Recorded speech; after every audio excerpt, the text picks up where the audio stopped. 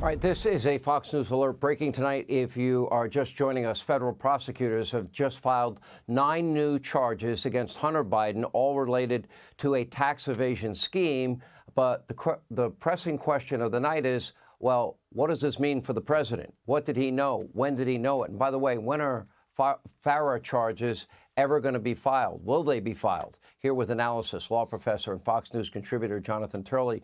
Jonathan, you have been one of the few honest Democrats that have been pointing out this is a very real scandal with real implications for Joe Biden. And even though people in the media wanted to go away, people in the Democratic Party wanted to go away, you've been warning them it's not going away.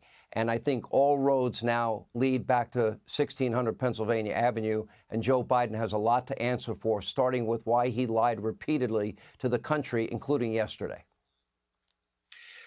Well, I think that's true. The fact is that this is a circle that's getting tighter around the president. I mean, it's clear that the president has lied. He obviously lied during the first campaign when he said he had no knowledge of these dealings. Hunter himself contradicted that. Hunter's associates said that it was utter nonsense in recent statements after his testimony. He also said that his son didn't make any money in China. That obviously is not true. But there's a more serious problem here. And that is what the president knew of was not business dealings. It was corruption. That's what influence peddling is. The United States has pushed international agreements to stop influence peddling in other countries. The United States believes it is a leading source of destructive corruption.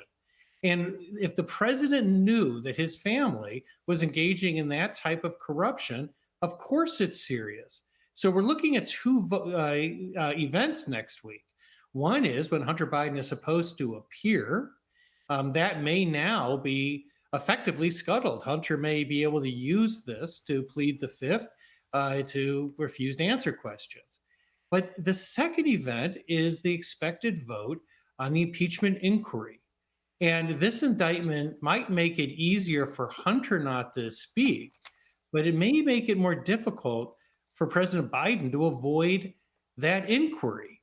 The fact is that this indictment shatters years of denials by the Bidens and, frankly, by an enabling media. It shows these massive amounts of money going to Hunter Biden from Romania, Ukraine, China, all these sources.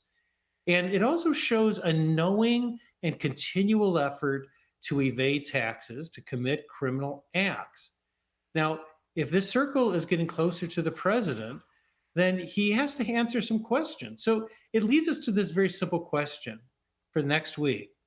Is any Democrat going to stand up and have this moment of courage and to say, you know what, enough?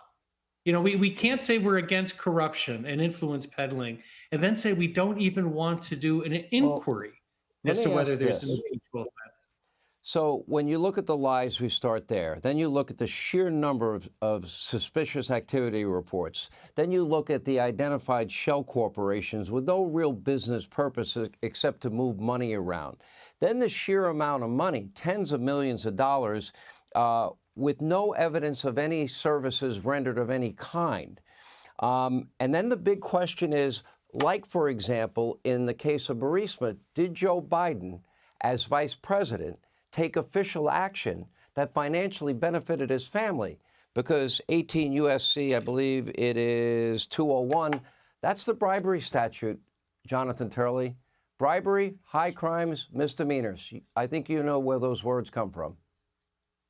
That's right. And when I testified in the first Biden impeachment, one of the things I emphasized was this speculation of whether the president benefited from this money is absolutely absurd.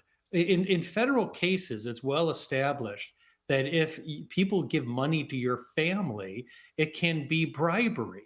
And many of the Democrats are just simply ignoring that fact. But there's also a collision problem here with Hunter Biden.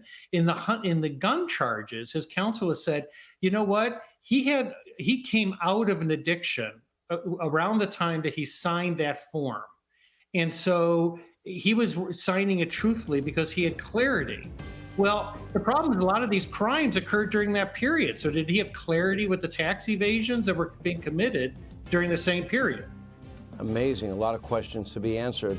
Karine Jean-Pierre's job just got a lot harder tonight. We'll see what she tries to say tomorrow to spin out of this. I don't think we'll be hearing from Joe much in the near future. Jonathan Turley, thank you, sir. Hey, Sean Hannity here. Hey, click here to subscribe to Fox News YouTube page and catch our hottest interviews and most compelling analysis. You will not get it anywhere else.